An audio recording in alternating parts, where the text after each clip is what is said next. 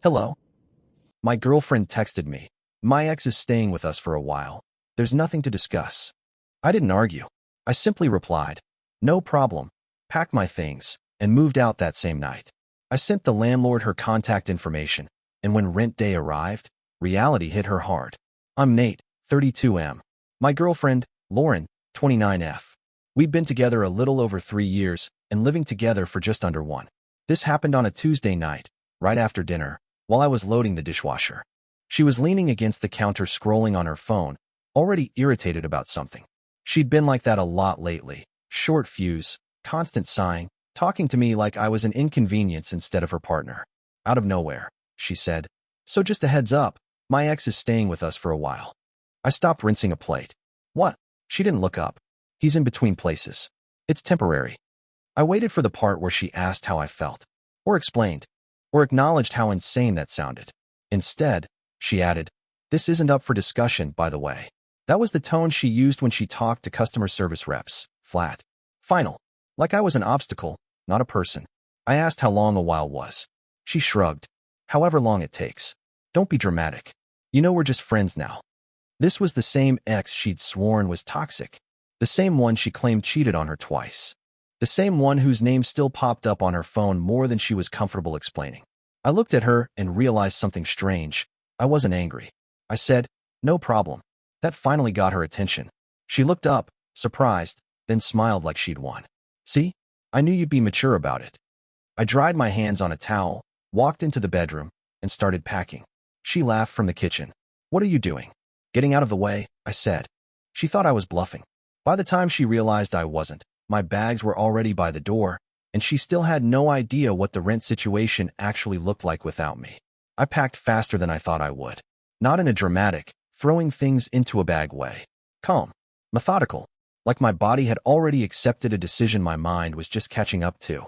Lauren hovered in the doorway at first, arms crossed, watching me like I was being childish. You're seriously doing this? She asked. Over my ex crashing here for a bit? I didn't answer. I folded shirts, grabbed my laptop, my charger, my documents from the nightstand drawer she never opened because it was too messy. She scoffed. God, Nate, you're so insecure. He's literally got nowhere else to go. I zipped the bag and finally looked at her. Then he's lucky you volunteered my home. She rolled her eyes hard enough, I thought they might get stuck. It's our place. That almost made me laugh. The lease was in both our names, but the rent? The utilities? The internet? All me. Lauren liked to say she was between financial phases. That phase had lasted almost the entire time we lived together. She followed me into the living room, still talking, still framing this like I was the unreasonable one. You said no problem, she reminded me. Now you're storming out? I meant it, I said. No problem. For me. That seemed to short-circuit her. She opened her mouth, then closed it again. You're overreacting, she said finally. You'll be back once you cool off. I grabbed my second bag and headed for the door. Don't be dramatic, she added. I'm not choosing him over you. I paused with my hand on the knob. You already did. You just didn't think it counted if you didn't say it out loud. She laughed, sharp and dismissive. You're being ridiculous. I stepped into the hallway. Behind me, she called out, annoyed more than concerned. Just text me when you're done with your little tantrum. I didn't respond. I walked down the stairs, bags in hand, knowing two things for certain. One, I wasn't coming back. And two, she had absolutely no idea what tomorrow was going to look like without me covering the boring parts of her life. I crashed on my buddy Chris's couch that night.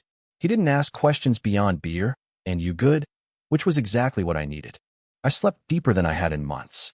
At 7:12 a.m., my phone started vibrating like it was trying to crawl off the table. Lauren. Missed calls stacked up fast. Then texts. Are you serious right now? You didn't even stay to talk. This is childish. I stared at the screen, waiting for the one message that mattered. An apology. Maybe I handled that wrong. It never came. Instead, at 7:26, she sent. So when are you coming back? That was the moment I realized she truly believed this was temporary. That I'd sleep it off, come home, and quietly accept her decision like I always did. I didn't reply. On my lunch break, I called the landlord. Calm voice. Professional. I explained that I was vacating the apartment effective immediately and that all future communication and payments would go through Lauren. He paused. You're sure? You've been the primary contact. I'm sure, I said. I'll email her details right now. I forwarded Lauren's number and email. CC'd her, so there was no confusion. 5 minutes later, my phone lit up again. Why did the landlord just email me? I replied with the same energy she'd used on me the night before. Just a heads up. This isn't up for discussion. Typing bubbles appeared, disappeared, appeared again. Are you trying to punish me? I didn't answer. This wasn't punishment. It was alignment. That evening, she sent another message. Short, different tone. He's already here. I pictured it instantly. Her ex settling into the space I paid for, the couch I bought, the utilities I covered. I imagined her confidence, the way she'd assumed I'd keep funding normalcy no matter how uncomfortable she made it. She still thought she was in control. Rent day was in 4 days. And for the first time since we moved in together, I wasn't going to be there to catch her when reality landed. By that afternoon, Lauren's confidence started cracking around the edges. She texted me like nothing had happened. Can you send me the Wi-Fi password? I stared at it for a second before replying. It's in the email account you never check. She didn't respond for a while. Then, why is the internet bill in your name anyway? That question said more than she realized. Around 6 p.m., she called. I let it ring twice before answering. What is going on? She demanded. No greeting. No concern. The landlord emailed me about rent and utilities. Why am I suddenly the point of contact? Because I moved out, I said. And I stopped paying. There was a pause, like her brain was buffering. You can't just do that, she said. We live together. No, I replied. You told me your ex lives with you now. I adjusted. Her tone sharpened immediately. This is about control. You're trying to scare me. I almost laughed. Lauren, if you were scared, you would have asked me how I felt before moving another man in. She snapped back. You're being petty. I stayed calm. I'm being consistent. She started listing things, how unfair this was, how inconvenient, how I was blindsiding her. She said rent was due soon and she hadn't budgeted for all of it. That was the first time she sounded unsure. You'll figure it out, I said, using her exact words from the night before. This isn't up for discussion. She went quiet.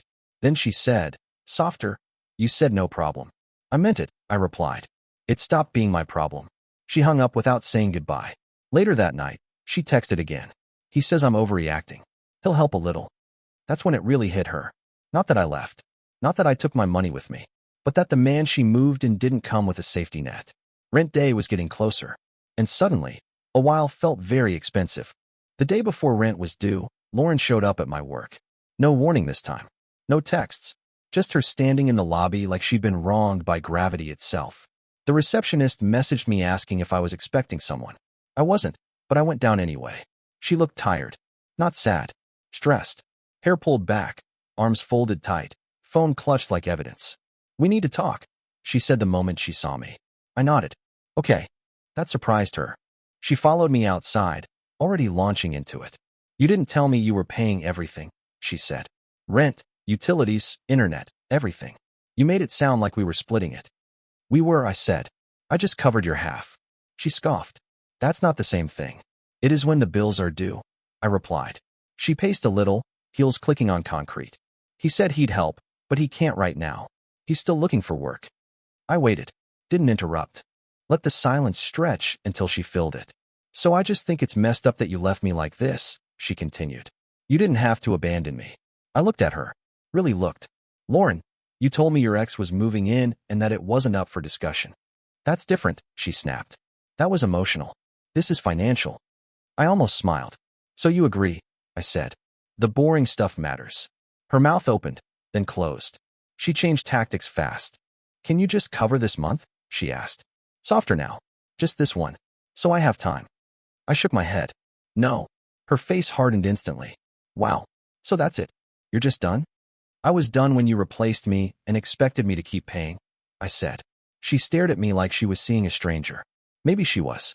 As she walked away, she muttered, I never thought you'd actually leave. I didn't follow her. Didn't correct her. Because I hadn't just left. I'd stopped carrying what she volunteered away. And tomorrow morning, the landlord would be expecting rent. No discussions, no excuses, no safety net. Just reality, knocking right on time. Rent day came quietly. No dramatic knock. No sirens. Just an email notification hitting Lauren's inbox at 9:03 a.m. I know the exact time because she texted me at 9:07. Did you seriously tell the landlord you're not paying? I was already at work, coffee half finished, inbox open. I replied calmly. I told him I moved out. That's accurate. 3 dots appeared immediately. This is insane. He's expecting the full amount. I waited a full 5 minutes before responding. Not to be cruel, just to let reality finish its sentence. Yes. That's when the calls started. Back to back. I declined all of them. 10 minutes later, another text came through, longer this time. Okay, listen. We can talk about him leaving. This doesn't have to blow up like this. There it was. The first actual negotiation. Not about boundaries. Not about respect. About money. I replied once. You said it wasn't up for discussion. She didn't respond right away. At 10:22, she sent a voice memo. I didn't listen to it. I could already imagine the tone. Controlled panic wrapped in frustration, trying to sound reasonable while the ground shifted underneath her. At lunch, Chris checked in. Everything okay? Yeah, I said. And for the first time, it wasn't a lie. At 2:15 p.m., Lauren texted again. He can't help. He thought I had this handled. That sentence said more than she realized. She told him what she told me, that it was handled, that it wasn't a problem, that she was in control. At 4:40, the landlord emailed her again, copying me by mistake. Please confirm payment by end of business day to avoid late fees. She immediately texted me. Can you please just spot me until next week? I stared at the message for a long moment. Then I replied. No. She didn't respond after that. And for the rest of the afternoon, my phone stayed silent. Not because things were resolved, but because there was nothing left she could say that would change the math. She invited someone else to live with her. Now she was living with the consequences too. The silence didn't last long. That evening, Lauren posted on Instagram. A blurry photo of a wine glass on the counter, captioned, "When life forces you to see people for who they really are." Comments rolled in fast. Hearts. You deserve better. Men ain't shit. The usual crowd. Her ex commented with a flexed bicep emoji. That part would have annoyed me a week ago. Now it just felt predictable. Around 8 p.m., she texted again. Different tone. Less sharp. The landlord says if I can't pay by Friday, he's issuing a notice. I didn't respond. 10 minutes later. I'm not saying this is your fault, but you didn't have to make it this hard. That one actually made me laugh. Out loud. I replied once. You made a unilateral decision. I respected it. She called immediately. I answered this time. You're enjoying this, she accused, voice tight. You want me to struggle? No, I said. I want distance. This is just what distance looks like. She snapped back. You could have talked to me first. I kept my voice even. You told me it wasn't up for discussion. She went quiet. Then tried something else. He's willing to leave, she said quickly. We can go back to normal. Normal. The word hung there. Normal was me paying while you decided. I replied. I'm not going back to that. Her voice broke. Not emotionally, but strategically. So what? You're just abandoning me. I moved out, I said. You moved someone in. She hung up. Later that night, Chris told me something that stuck. Man, he said, she didn't want a partner. She wanted infrastructure. I went to bed thinking about that word. Infrastructure doesn't get thanked. It only gets noticed when it's gone. And by now, Lauren was starting to notice. By Thursday, the cracks turned into full-blown fractures. Lauren showed up at Chris's place unannounced. I wasn't home yet, but Chris texted me a heads up. She's here. Not calm. When I walked in 20 minutes later, she was sitting on the arm of the couch like she owned it, phone in hand, leg bouncing. Her ex wasn't with her. That felt important. Oh, so this is where you ran off to, she said, scanning the room like she was taking inventory. I didn't run, I replied. I relocated. She snorted. Cute. Chris made an excuse and disappeared into his bedroom. Smart man. Lauren launched right in. I had to borrow money from my sister. I waited. She asked why. Lauren continued, clearly offended by that fact alone. I didn't know what to say. That sounds uncomfortable, I said. Her eyes narrowed. You're enjoying this. I shook my head. You keep saying that. I'm not enjoying it. I'm just not fixing it. She stood up. You really don't care anymore, do you? I cared when you told me your ex was moving in and shut me down. I replied. You just didn't need my care then. She crossed her arms. He's leaving. That doesn't change anything. Her face twisted in frustration. Why not? That's what you wanted. I met her eyes. No. What I wanted was a partner who didn't make life-altering decisions and tell me to deal with it. She opened her mouth, then closed it again. For a second, she looked genuinely lost. Then she snapped back into herself. So what? You're perfect now. No, I said. I'm just done. She laughed bitterly. You're going to regret this. Maybe, I said. But I won't regret staying silent when I was told my opinion didn't matter. She grabbed her bag and headed for the door. Before leaving, she turned back. You really screwed me, she said. I answered honestly. You screwed yourself. I just stopped holding things together. When the door closed behind her, the apartment felt lighter. And for the first time, I realized the chaos wasn't following me anymore. It was staying with her. Friday morning came with a kind of quiet that only shows up after chaos runs out of leverage. No texts, no calls, no last-minute guilt bombs. I heard what happened later, from the landlord, actually. He called to confirm a few final details and, casually, mentioned Lauren had been frantic. Asked about extensions, late fees, payment plans. Apparently, she tried explaining that her financial situation had changed suddenly. Funny how sudden it feels when the person carrying it stops. By noon, she texted me again. Short, flat. He moved out. I stared at it for a moment, then locked my phone. An hour later, another message came through. I didn't think it would get this bad. That one almost worked. Almost. If it had come days earlier. Before the dismissal. Before the not up for discussion. Before she learned the hard way that independence is expensive when you outsource responsibility. I replied once. I did. That evening, I ran into one of her friends at a bar. She gave me a look like I was the villain in a story she'd only heard half of. She's really struggling, the friend said. She didn't expect you to just leave like that. I nodded. She told me to adjust. I did. The friend hesitated, then said, quieter, she thought you'd stay no matter what. That sentence explained everything. Lauren didn't miscalculate the situation. She miscalculated me. She thought love meant tolerance without limits. That stability meant silence. That I'd keep paying, emotionally and financially, because it was easier than disruption. By the time I got home, I realized something important. The relationship didn't end when I moved out. It ended when she realized I wasn't coming back to clean up the mess she made alone. By the following Monday, everything was officially done. No more messages. No more indirect attempts to pull me back in. The landlord confirmed Lauren had scraped together enough to cover part of the rent and negotiated a short extension for the rest. It wasn't my problem anymore, but the finality of it still landed. A mutual friend filled in the gaps I didn't ask for. Apparently, once her ex realized he wasn't just crashing for free and that Lauren actually needed help, he disappeared fast. Left behind a half-empty closet and a couple excuses about how this wasn't what he signed up for. Turns out he was fine taking space, not responsibility. Lauren, on the other hand, was furious.